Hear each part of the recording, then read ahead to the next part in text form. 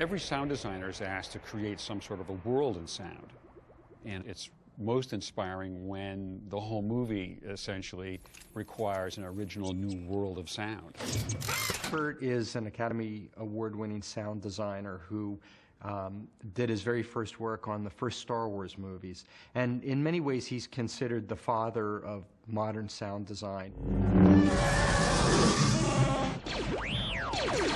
There are these iconic sounds that everybody knows. And you meet Ben, and it's like meeting your 7th grade science teacher.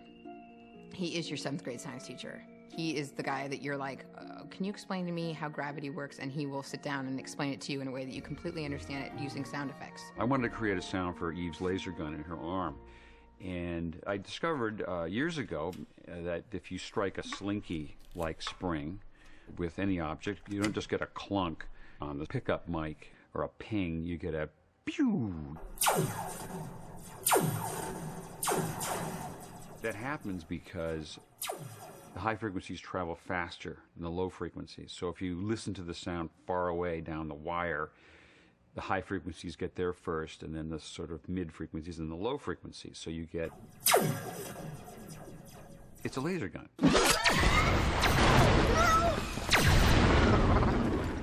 Most of my experience in creating sound has been in an era when you can go outside with a small portable tape recorder and gather sounds in the real world.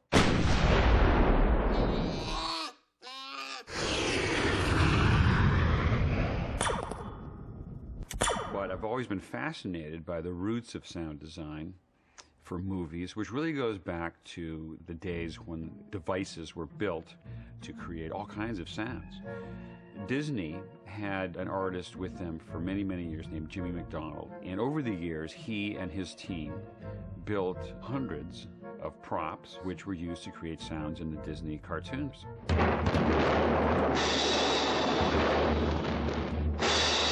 The Disney style was to use musical sounds for sound effects. If a character impacts on the wall, that hit on the wall will probably be a cymbal crash, or maybe it's a funny timpani drum being struck. If somebody zipped across the frame, you might hear a whistle or a flute. And it worked well because those kinds of musical sounds could be controlled in the studio. Recording equipment in the earliest days was very bulky. You couldn't take it outside and go on location to record a train. And so the artists at Disney would simulate the sound right there in the studio.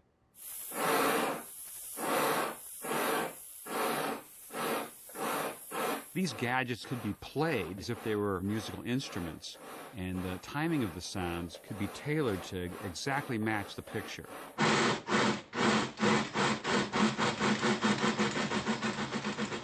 This is a rain machine.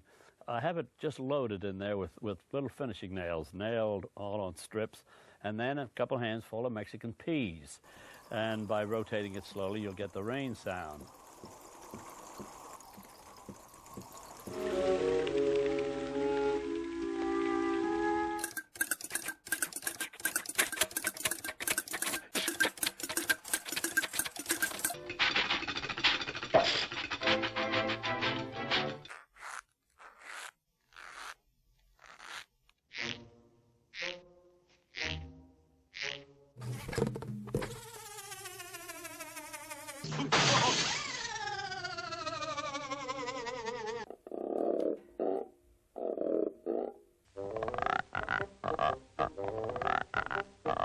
And then get some high-pitched squeaks by getting close.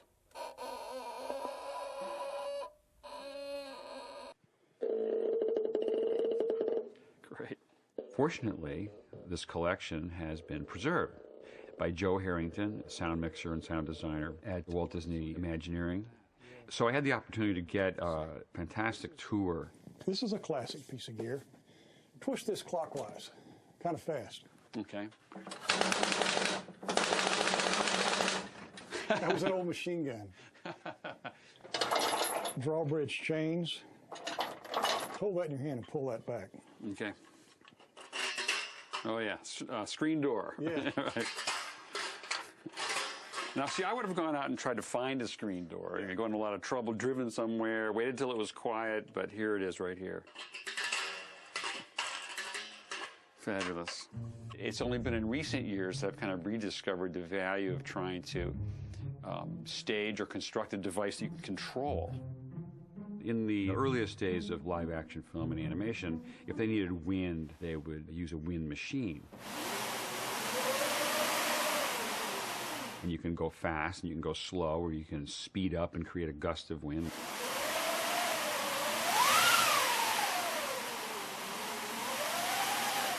A lot of the wind that we hear in movies has been this artificial wind, just canvas being scraped against wood. But actually I discovered by accident another way to get wind. And that particular sound was used in the big toxic waste storm.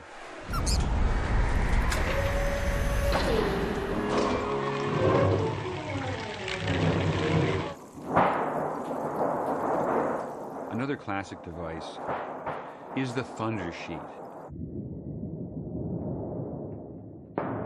It's a piece of sheet metal, and you can get a wonderful low-frequency rumble out of it. The thunder sheet is used a number of places.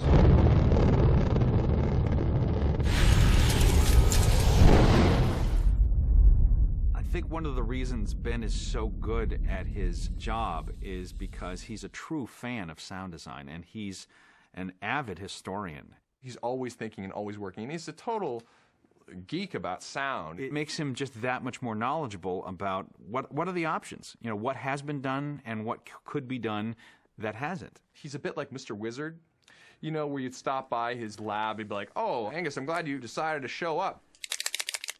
I'm working on the sound effect for Wally's treads, and I'm combining the sound of a chinchilla mating with a wildebeest driving a cement truck." It was something new for us also at Pixar that we had a sound designer in-house on a film before post, you know. It was a little funny at first for me when Andrew would start evaluating sounds that I was making. He would show up, and 5 or 6 other, a group would show up, and they'd all sit around, and I'd play one little sound of a door closing, click, and everybody would think about it, and there'd be a discussion. If it was a softer zip line kind of thing, maybe we could get away with keeping it in there. But I think whatever we end up in the final equation, we should let what his job is win out. We're dealing with sound effects on our initial rough storyboard reels to a level of commentary and critique that I would usually wait for post-production. That's a little too kazooey. You just want a more sort of almost Eve-like room, you know, kind of glow. If that squeak sounds kind of sad and you never meant it to sound sad, it'll throw it that way. So you can't ignore it.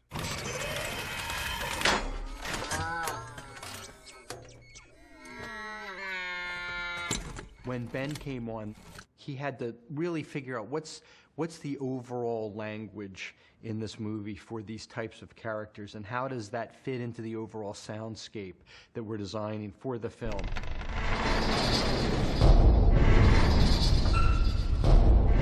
I usually first think, if these objects, places, or robots, or machines really existed, what would they sound like? How would they be powered? What would be the actual physics of how they work? But if I find the sound isn't working within a scene, I'll abandon the science and go with what works emotionally. He's so thoughtful about these things that he creates that really almost wouldn't need a logic, except that the only reason they are great is because they have a whole logic and backstory. It's what makes what he does feel real. It makes you believe it. I heard a sound in an old war movie on TV. There was a private cranking a generator to provide power for an army radio in the field. I found one of these old army generators on eBay.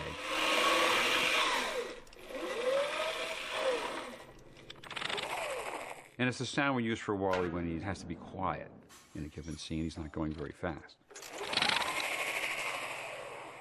When Wally gets going at high speed, additional sounds are added to his driving motors. And one of the principal elements comes from a device called the inertia starter, used to start the engine on an old airplane.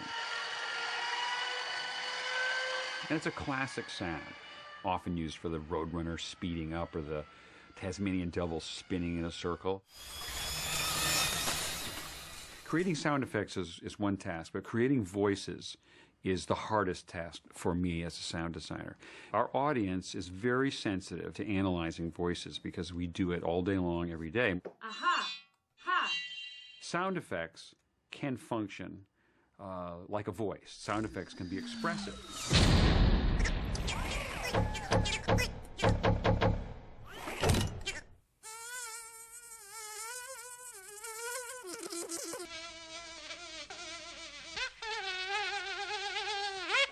Another technique would be to start with the human performance and modulate a sound effect.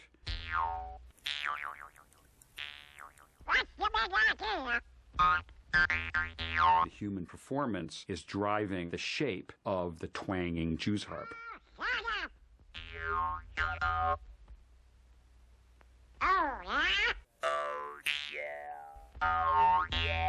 Disney was also responsible for using one of the most innovative electronic tools for modifying the human voice. Back in the 1940s, the device was called the Sonovox.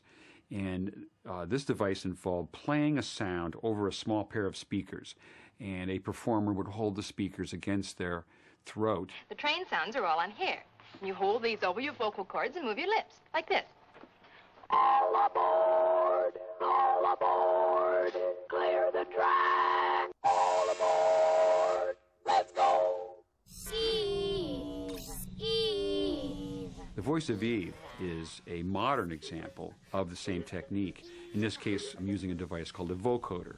And you can input into this device a human recording, a human voice at one end. Go ahead. In this case, it's Alyssa Knight. Directivo. Directivo. Directivo. I like that. And at the other side of the device, you can put in a tone. Directivo. Directivo. Changing the performance and giving it electronic nuances. Directive. You wanted to have all the soul of a human being might have in the performance, but you wanted it to sound like the voices were synthesized, that they were coming from a machine. Wally's voice started with recordings I would make of myself. And then it's analyzed and broken up into its component parts within the computer. It changes the volume and pitch of the sound.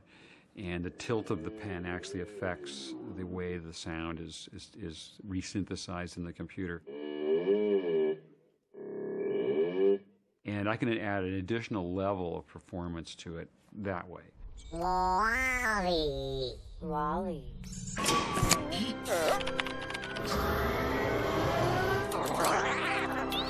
And all of these sounds add up to the world of Wally.